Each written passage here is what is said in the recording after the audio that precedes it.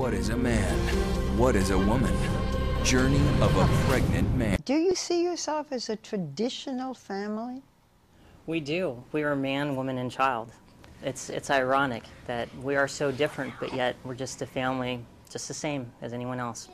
They are, but they're not. Is this real? A pregnant man? Pregnant man? You gotta see it to believe it. I'm sorry, the man with the beard is having a baby. I'm sorry. It wasn't Nancy who carried their baby, it was Thomas. Oh, that feels so weird. Last spring, this photograph and the stunning announcement that Thomas Beatty, a transgender man, was pregnant sparked controversy. This story is very disturbing. And provoked questions. Did he get himself pregnant? You know, we don't know. That's the kind of questions we have. About our traditional notions of what is a man, what is a woman, and how could Beatty deliver his own child. There's no law that says that men can't give birth. Even some transgender people were shocked. I mean, my first thought was, is this going to be good for our people? Beatty claims to be the first, but is he? By no means is he the first pregnant man. Some see him as a freak of nature, someone you'd find inside a carnival tent. You're not even considered a man. You're an it. But it may not be as freaky as it seems. Traditional gender boundaries are dissolving all around us. In the last few years, transgender people have gained gradual acceptance, even showing up in Hollywood plot lines. Okay, let's just cut to it. They soften the jaw, slim the nose, lower the hairline, shave the Adam's apple, and then there are the implants. You make a great many people very uneasy. Why is that? Here is a man with facial hair, with a mustache, with scars under his breasts, pregnant. It is a disturbing picture, Thomas. I think that people are not used to seeing the image of a pregnant man, and it's causing a lot of people to think. Thomas, what is a man? I feel that you're not born a man, you become a man.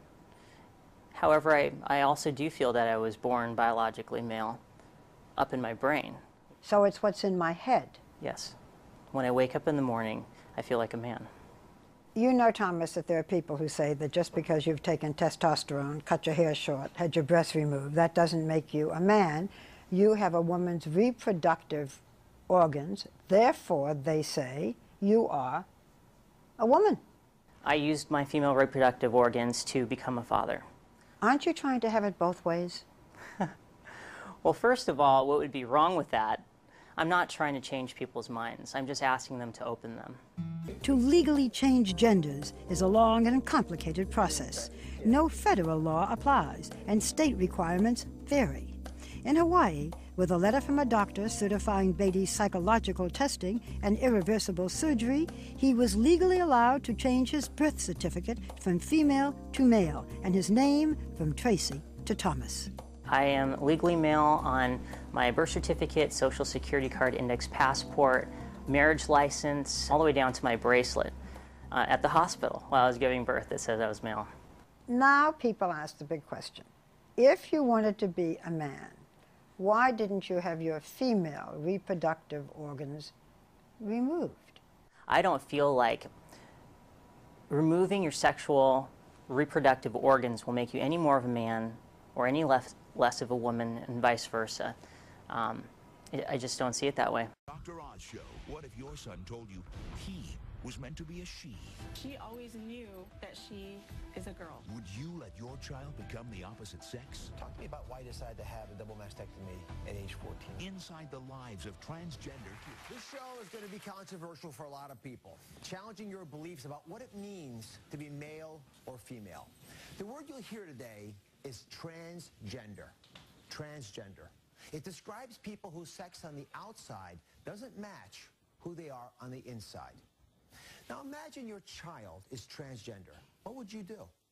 Our lives as parents are first defined by the words, it's a girl or it's a boy. Could you make a decision to let your child live as the other sex, even alter their body? I'm a girl and I have a penis. Children like Josie may start showing signs of transgender as early as 2 or 3. This extraordinary condition is not as rare as you might think. It's estimated that 3 million Americans believe they were born the wrong sex.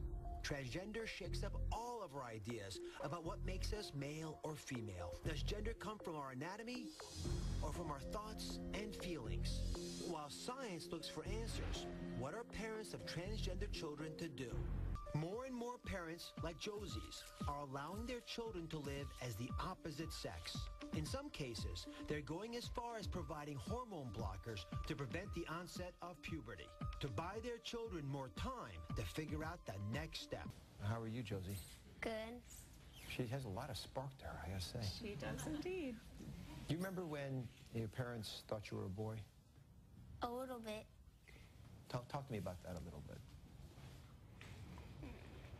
Well, what do you remember? Like, how did it make you feel when I used to take you and get your hair cut off at the barbershop on base? It made me very angry. Mm-hmm. You did not like your haircut. Why not? Because I'm a girl, not a boy. Yeah. And how do you know for sure that Josie is not just going through a phase? Once we allowed her to express herself authentically, once we allowed her to live in her normal role without trying to force her into a mold that didn't fit her, then she just blossomed. You know, she took 17 doses of medication a day, 14 different medications to try and get her to fit into this mold for depression, anxiety, ADHD. She was, you know, Tourette's went in there at the end, just all kinds of things, just to try and get her to fit into this. And, you know, all of those medications went away, every single one. She is on no medications now. You see her, she can't stop smiling and giggling, and, you know, she's just a happy little girl that wasn't her. But as a parent's got to make a lot of decisions about their kids. Sometimes these decisions, especially if you've got a transgender child, become huge as they approach puberty. And so I'd love to understand a little bit more about how you think through this process. And by the way, you know, doctors now can pause puberty, which is another point of controversy. So let me just show an animation so everyone understands what we're talking about. When you're a child growing up, you have hormones, and they're released from the hypothalamus, which is down here in the middle of the brain, and it stimulates the pituitary gland to release chemicals. Notice how it's rhythmic and it's pulsing, stimulating. Now, those hormones come down, and if it's a female child, they'll stimulate the ovaries down here and the uterus and other female organs, endocrine organs, to secrete hormones. But you can give a chemical that actually mimics what would happen is if this part of the brain was constantly releasing a high dose of that hormone, which actually inhibits the pituitary gland from doing what it normally does. And for that reason, you can actually hold back on what normally would happen as a child matures. And when the child, therefore, doesn't grow breast buds and develop hairs at the right time, you can actually stall. You can delay the deep voice that a boy might get. Biological girls won't get the curvy hips. They won't get menstruation. Dr. Garofalo, this is a question that I'm sure your specialty struggles with all the time. How do you advise parents about whether to take this medication or not? You know, I think this is a really difficult decision, and my job as a pediatrician is to tell families what we know and what we don't know. But the reality is we don't necessarily know the long-term consequences of taking these medications.